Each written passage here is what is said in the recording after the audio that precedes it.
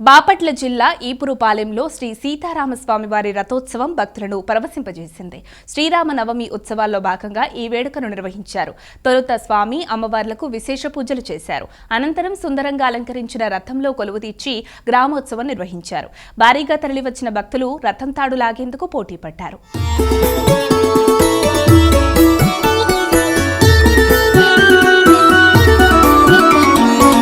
తక్కువేమి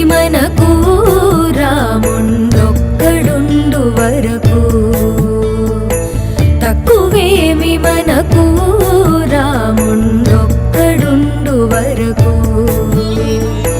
ప్రక్కతోడుగా భగవంతుడు మన చక్రధారి అయి చింతనయుండగా తక్కువేమి మనకు రాముండొక్కడుండు వరకు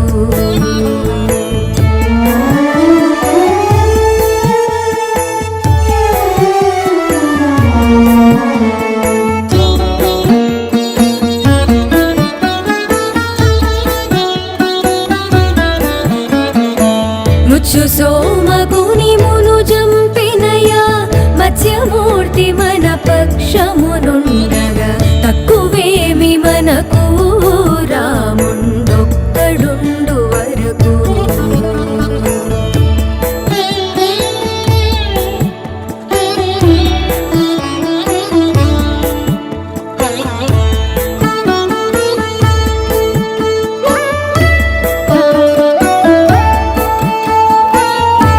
స్వర్గమును పొందుగ